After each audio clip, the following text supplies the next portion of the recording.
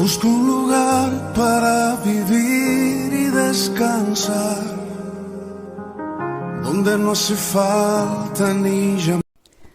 El mensaje de hoy se titula La ofrenda de Cristo. Cristo tomó la decisión y le pide al Padre un cuerpo humano para poder bajar a esta tierra y así ofrecerse una vez y para siempre como el único sacrificio que nos libra de la condenación eterna.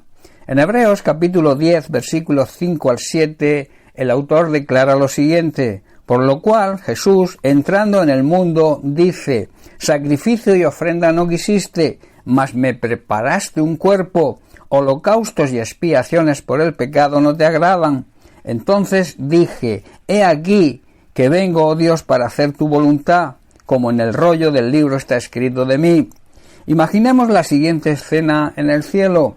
Jesucristo, Dios el Hijo, ve a Dios el Padre muy triste por la traición y el pecado de la humanidad y se ofrece para ser el remedio para salvar a todos los seres humanos de la condenación eterna y así poder agradar al Padre. Por este motivo le pide que le dé un cuerpo humano para poder bajar a esta tierra y poder relacionarse con las personas y enseñarles el camino de salvación por medio de su ofrenda y de su sacrificio vicario. Por eso Cristo, Dios Hijo, al entrar en este mundo, dijo a Dios Padre: no quieres sacrificios ni ofrendas, sino que me has dado un cuerpo humano. Yo sé que no te agradan los holocaustos ni las ofrendas para quitar el pecado. Y entonces dice: aquí estoy, tal como está escrito de mí, para hacer tu voluntad y ser yo esa ofrenda y ese sacrificio. En primer lugar dice que Dios no quiere ni le agradan ya los sacrificios ni ofrendas de animales, ni holocaustos para quitar el pecado, a pesar de que son cosas que la ley mandaba ofrecer. Y después añade y se ofrece: aquí vengo, Padre, para hacer tu voluntad. Yo quiero ser esa ofrenda y ese sacrificio. Cristo sustituye, quita aquellos sacrificios antiguos y se pone en su lugar. El nuevo y único sacrificio y ofrenda que hoy nos salva de la condenación eterna que merecíamos por nuestros pecados. Pablo en Efesios capítulo 2 dice lo siguiente, versículo 1: y Él, Jesucristo, os dio vida a vosotros cuando estabais muertos en vuestros delitos y pecados. Aún, dice el versículo 5, estando nosotros muertos en pecados, nos dio vida juntamente con Cristo, y esto es por gracia, por un regalo de Dios. Y juntamente con Él, dice, nos resucitó, y asimismo nos hizo sentar en los lugares celestiales con Cristo Jesús. Hermano, la sangre de Cristo nos purifica la conciencia de acciones pecaminosas, para que podamos adorar al Dios viviente. Por el poder del Espíritu Santo eterno, Cristo se ofreció a sí mismo como sacrificio y ofrenda perfecta por nuestros pecados. Dios también nos consagra, nos santifica hoy, porque Jesucristo hizo la voluntad de Dios al ofrecer su propio cuerpo en sacrificio. En Hebreos capítulo 10, versículo 10 también el escritor dice: en esa voluntad, o sea, en la voluntad de Dios, somos santificados mediante la ofrenda del cuerpo de Jesucristo, hecha una vez y para siempre.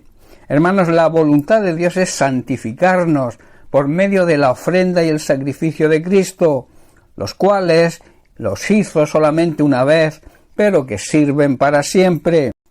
Para ello tuvo que humillarse a sí mismo. En Filipenses capítulo 2, versículos 6 al 9, vemos a Pablo recalcando la humildad de Cristo. Dice así el versículo 6: aunque Jesucristo era Dios, no consideró que el ser igual a Dios fuera algo a lo cual aferrarse. En cambio, dice, renunció a sus privilegios divinos, adoptó la humilde posición de un esclavo, o sea, de un siervo, y nació como un ser humano. Y dice que cuando apareció en forma de hombre, se humilló a sí mismo en obediencia a Dios y murió en una cruz como morían los criminales. Recordemos que Jesús murió fuera de las puertas de Jerusalén con un criminal a cada lado. Por lo tanto, Dios lo levantó, lo elevó al lugar de máximo honor y le dio el nombre que está por encima de todos los demás nombres. Esto fue la consecuencia y el premio de su humildad.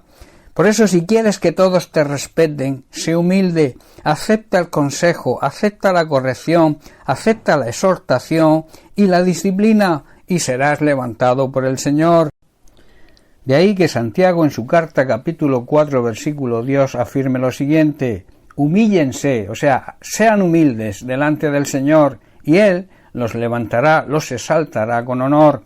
Hermanos, para que Dios nos pueda exaltar, nos pueda levantar, es necesario humillarnos delante de Él, y es necesario que aceptemos su palabra, aceptemos sus instrucciones, reconociendo así que no somos perfectos.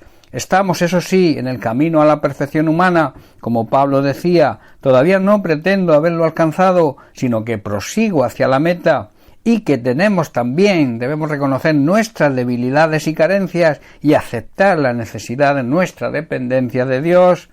De la misma manera que Cristo se humilló a sí mismo y fue puesto en un lugar de privilegio, fue exaltado, así nosotros debemos humillarnos para que Dios nos pueda levantar, nos pueda exaltar también.